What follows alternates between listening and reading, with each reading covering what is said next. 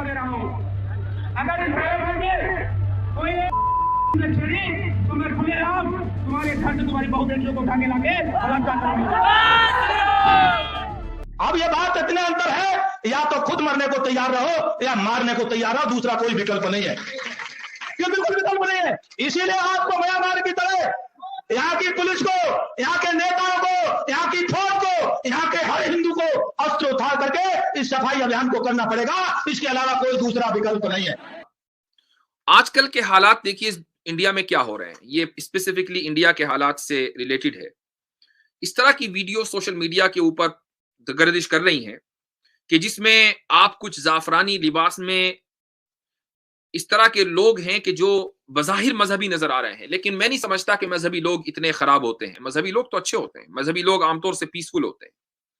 हाँ, मजहबी लिबास में कुछ भेड़िए आ जाते हैं, तो कुछ मजहबी लिबास में, जाफरानी लिबास में लोग हैं और वो धमकी दे रहे हैं मुसलमानों को कि हम उनकी औरतों का रेप करेंगे, मुसलमानों को हम कत्ल कर देंगे, वगैरह वगैरह। इस तरह की कई सारी वीडियोस फ्लोट कर रही हैं सोशल मीडिया पर। ये जो धमकी मुसलमानों को दी गई है, ये कोई पहली मर्तबा नहीं हुआ। हजरत मूसा अलैहिस्सलातु वस्सलाम के दौर में जो मुसलमान थे उनको भी यही धमकी दी गई थी, और वो इस तरीके से दी गई थी कि हजरत मूसा अलैहिस्सलातु वस्सलाम ने जब फिरौन के पास आकर अल्लाह का पैगाम पहुंचाया, और वो पूरा वाकया है कि जादूगरों को बुलाया गया, जादूगरों ने इस्लाम कबूल कर लिया, जादूगरों को फिरौन ने मार दिया। अब जो फिरौन के हवारी थे, फिरौन के जो करीबी थे, उन्होंने ये कहा फिरौन से, अतज़रु मूसा व कौमहु लियुफ्सिदू फिल अर्दि व यज़रका वालिहतक। आप फिरौन मूसा को और मूसा के मानने वालों को वैसे ही छोड़ रहे हैं, ये तो जमीन में फसाद बर्पा करेंगे, ये बड़े खराब लोग हैं। तो फिरौन ने क्या कहा? उसके जवाब में फिरौन ने कहा, सनुक़त्तिलु अब्नाअहुम, हम इनके मर्दों को कत्ल करेंगे, वनस्तहयी निसाअहुम, और इनकी औरतों को जिंदा रखेंगे। मर्दों को कत्ल करके औरतों को जिंदा रखने का क्या मतलब है? यानी औरतों का रेप करेंगे। तो ये रेप की धमकी मुसलमानों को पहली मर्तबा नहीं मिली है। हजरत मूसा अलैहिस्सलातु वस्सलाम के दौर में जो मुसलमान थे उनको भी उनकी औरतों के बारे में यही धमकी दी गई थी कि उनका रेप किया जाएगा और मर्दों को मार दिया जाएगा, उनका जेनोसाइड किया जाएगा। व इन्ना फौकहुम काहिरून, हमें पूरा पूरा कंट्रोल हासिल है, हुकूमत हमारी है। तो हजरत मूसा ने किस तरीके से अपनी कौम को दिलासा दिया था इस धमकी के मुकाबले में? हजरत मूसा अलैहिस्सलातु वस्सलाम ने कहा कि क़ाल मूसा लिक़ौमिही इस्तईनु बिल्लाहि वस्बिरू। मूसा ने अपनी कौम से कहा कि अल्लाह से मदद मांगो और सब्र करो। अल्लाह से मदद मांगो और सब्र करो, दो बातें उन्होंने बताई थी। उसके बाद आगे क्या नतीजा निकलेगा? इन्नल अर्दा लिल्लाह, जमीन तो अल्लाह की है, किसी इंसान की कोई है। ये जमीन अल्लाह ने बनाई है, जिसने बनाई है वही मालिक है। हाँ, कुछ दिनों के लिए वो जमीन कुछ लोगों को दे देता है, अपनी वो उसकी मर्जी है, और जब मर्जी आती है तो ले लेता है। पूरी दुनिया का यही निजाम है, कोई हुकूमत हमेशा नहीं टिकती है। यूरिथुहा मन यशाउ मिन इबादी, वो जिसे चाहता है उस जमीन का वारिस बना देता है। उसके बाद अल्लाह ताला ने आगे चलकर जो लोगों का मिजाज था वो बताया कि फिरौन के जो लोग थे, जो उस जमाने के कुफ्फार और मुशरिकीन थे, उनका मिजाज ये बन गया था कि फइज़ा जाअतहुमुल हसनतु क़ालू लना हाज़ी, कि जब उनके ऊपर खुशहाली आती तो वो ये कहते कि ये तो हमारा हक था, ये तो सारा हमारा अचीवमेंट है, सारा क्रेडिट खुद ले लेते, जितनी भी तरक्की होती उसका क्रेडिट खुद ले लेते। फइज़ा जाअतहुमुल हसनतु क़ालू लना हाज़ी व इन तुसिबहुम सय्यअतुन यत्तय्यरू बिमूसा व मन मअह। लेकिन जब कोई मुसीबत उन पर आकर पड़ती तो वो मूसा और उनके साथियों को नहुसत करार देते कि इनकी वजह से आई है। आप देखिए पिछले साल क्या हुआ, 2 साल पहले जब कोरोना आया तो कोरोना की पूरी मुसीबत तबलीगी जमात के ऊपर डाल दी गई, मुसलमानों के ऊपर, कि इनकी वजह से आई है, इनकी वजह से कोरोना फैल रहा है। दिल्ली का सीएम रोजाना रिपोर्ट जारी करता था कि इतने % केस कोरोना के हैं, उसमें इतने % तबलीगी जमात की वजह से हैं। तो ये जो तबलीगी जमात को टारगेट किया गया, ये वही रवैया है जो फिरौन के लोगों का था کہ جب ترقی ہوگی تو سارا کریڈٹ خود لے لیں گے اور مسلمانوں کو کہا جائے گا کہ ان کے بس کا کچھ نہیں.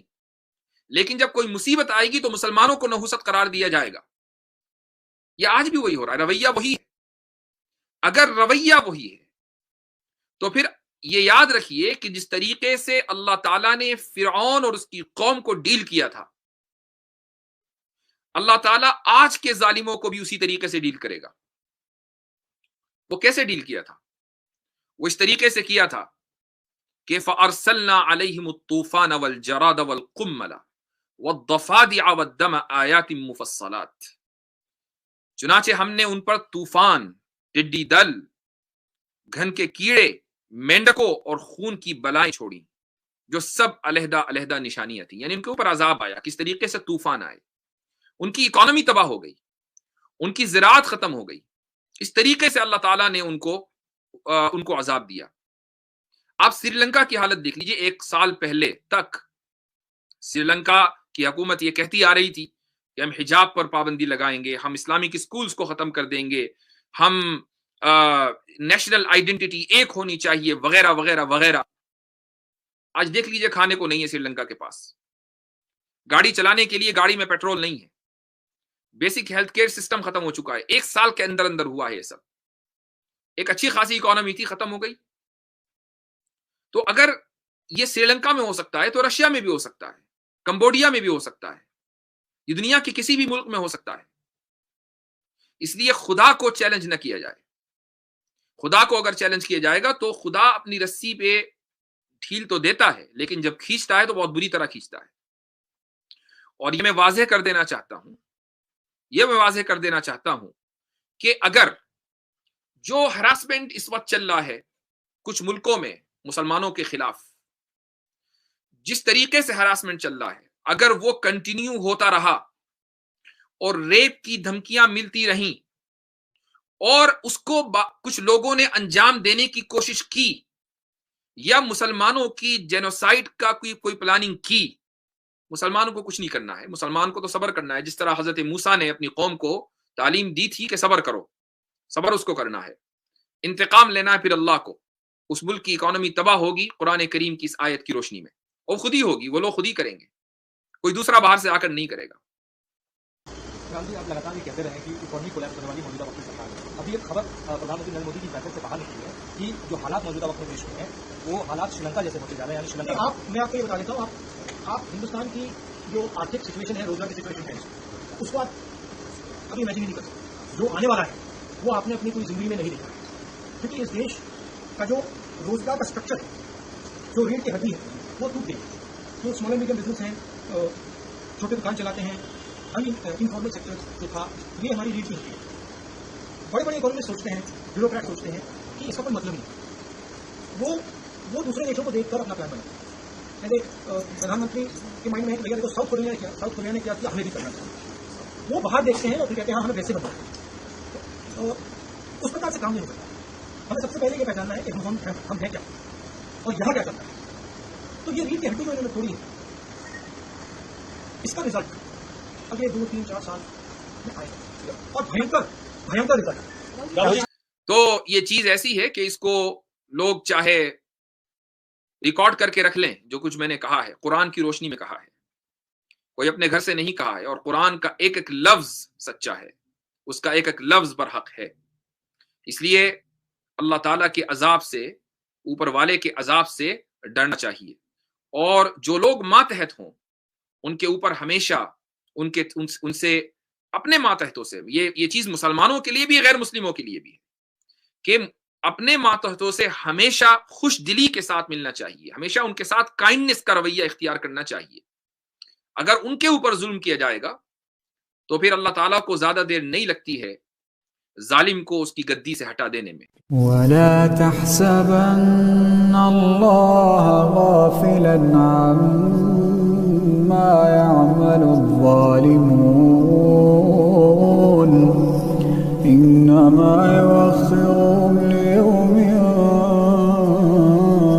تَشْخَصُ فِيهِ الْأَبْصَارُ